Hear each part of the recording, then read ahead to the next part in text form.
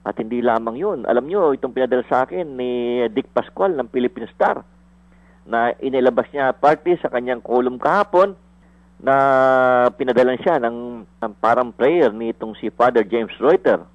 Aba, kung si Father James Reuter na religious guru at political guru ng ano sabi niya? Pakinggan po natin ito. Diyos ko po na nangingilabot ako sa mga parang confluence of events na parang minamadali ang paggunaw sa mundo sa Pilipinas Sabi niya, by her own admission, Gloria Macapagal Arroyo rightfully assessed that over the last decades, our republic has become one of the weakest, steadily left behind by its more progressive neighbors. 40 years ago, we were second only to Japan in economic stature and way ahead of Singapore, Hong Kong, Malaysia, and Thailand. Today, at our present growth rate, it will take us 30 years to get to where Thailand is. Diyos ko mo, biro mo, 30 years na raw pong ahead ang Thailand sa atin, despite na yung Thailand mismo ay kinakabahan sa mga pangyayari sa kanilang bansa na baka mamaya ay masama na sa pagiging failed state ang Thailand. Kaya siya ay para sa pag-unite ng bansa ay siya mismo ang nanawagan sa taong bayan ng Thailand for unity to stop Thailand from falling apart, from falling into ruin. Sabi niya, at very clear naman sa mga pangyayari ngayon na napakaraming third world countries just like us, just like Thailand, ay nagiging failed states dahil nga po sa political conflicts, political bickerings, na tayo rin ang dapat sisihin dito dahil pare-pareho tayong tarantado, pumapayag tayong magpagago sa mga politikong tarantado, kawatan, at hindi lang yun. Kundi ba naman talagang kitang-kita mo na everybody wants to rule, including itong mga religious dealer, ay dahil nga sa limpak-limpak na salapi ang kinikita nito sa pagpe-praise the Lord! Hallelujah! Baboy na po ang reliyon. Kaya minsan dumadami ang kapareho ni Romuel Alarcon. Saka nung ating kaibigan si Port Susara na wala nang paniniwala sa reliyon. At hindi naman lahat ng atheist ay ang talagang grievance ay ang paniniwala sa Diyos but hindi na naniniwala sa reliyon. Marami na pong ganyan ngayon. Nakakalungkot. Tuloy po natin itong nakakapangilabot na assessment ni Father James Reuter na tama naman po siya. At sabi ko naman po sa inyo, talaga namang sa Jesuit ay meron po talagang matitinong Jesuit at meron po talagang mga salbahe. At sabi ko nga sa inyo, nasa tao po yan at wala po sa congregation. Just like any country. Hindi lahat ng Pilipino yung masama, hindi lahat ng Amerikano yung masama. At sabi nga niya, 30 years tayong malayo na sa Thailand. At tayo raw, yung population daw natin, lumaki na sa 160 million na. Of those, 70 to 90 million equivalent to our current population will live below the poverty line. Diyos ko po. Our national debt is estimated to be at US $200 billion compared to the US $28 billion when Marcos fled and US $53 billion in the past. We will be competing not against Thailand or even Vietnam but against Bangladesh. Biro mo po, yung pinakamahirap na bansa sa mundo na Bangladesh. Ngayon, doon tayo nagkikipag-compete. We will be the most corrupt nation in Asia. Naku po! Talaga nga naman. If not in the world, we're already ranked 11th, the most corrupt nation by Transparency International. The signs are clear. Our nation is headed towards an irreversible path of economic decline. At ngayon nga lang po, inaamin na ng ating Bangko Sentral ng Pilipinas na tayo nasa deflation na at sinasabi nga ng foreign chambers na ang Pilipinas ay nasa recession na.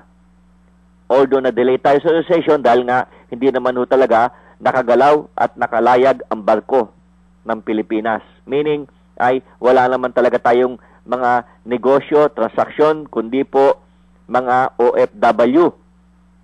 It is not luck. It is not for lack of effort. We've seen many men and women of integrity in and out of government. NGOs, church groups, and people's organizations devote themselves to the task of nation building, oftentimes against insurmountable odds. But not even two people's revolution, bloodless as they may be, have made a dent in reversing this trend. Totoo naman, di ba? Eh, paano? Ha? Yung magnanakaw, pinalitan din ng mas magnanakaw. At ngayon ay gusto rin palitan ng magnanakaw din. Kaya wala. Ha? Puro kagaguhan itong pinapayagan nating mangyari sa bayan natin. At best, we have moved one step forward, but 3 steps backward. Ang sakit nito, Diyos ko po. Ang tindi na sinasabi nito ni Father James Reuter. Ha? We need a force far greater than our collective efforts as a people can ever hope to master. It is time to move the battle to the spiritual realm.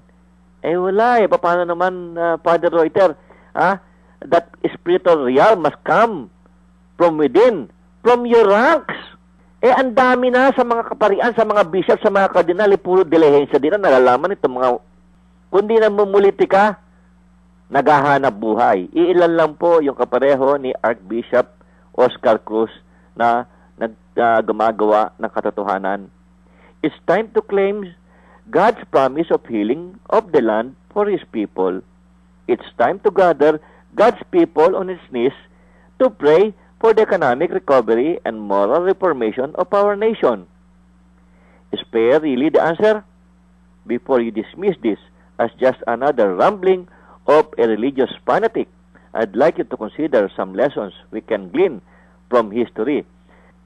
At dito sabi pa, England's ascendancy to world power was preceded by the Reformation, a spiritual revival fueled by intense prayers. The early American settlers built the foundation that would make it the most powerful nation today. A strong faith in God and a disciplined, prayerful life throughout its history, and especially at its major turning point, waves of revival and prayer movements swept across the land. Teka muna, Father Reuter. You're talking about England. Look what happened to the United Kingdom now. Lahat ng bagay, sabi ko nga, ay may karma. At remember, ay ito ang siya sa mga mortal sin ni Cory Aquino sa atin nang ibigay niya ang ating natural gas dyan sa Malampaya na napunta ng 90% sa Shell UK. At kaya yan ang reason bakit niya kinreate yung revolutionary government na ang kapalit naman ay ang backing ng mga dayuhan para talagang siya lang ang magpatakbo ng bayan na nasa likuran itong mga religious dealer at itong mga power broker. And look what happened now to England. Nagkaproblema na po ang England sa kanilang power, ika nga. At alam niyo po ba na dahil nga ho sa privatization ay ngayon ay malapit na po silang mag-start na mga brownout. Dahil nga po yung kanilang supply doon sa tinatawag na North Sea gas ay wala na palang supply since 1999 plus. And the flow has fallen by half, and with the projections that by 2015 it will have dropped by 2/3. At dahil nga sa inimbreso ng British government yung tinatawag na energy market strategy by privatizing their power plants. Ngayon, nawala po ng kontrol ang kanilang estado, ay hindi naman ho sumabay yung mga European sa kanilang ginagawa, kaya ngayon, nagkanda hetot-hetot na ang British government. Kaya yung nangyari ngayon sa British government ay dapat ito po yung wake-up call sa GMA administration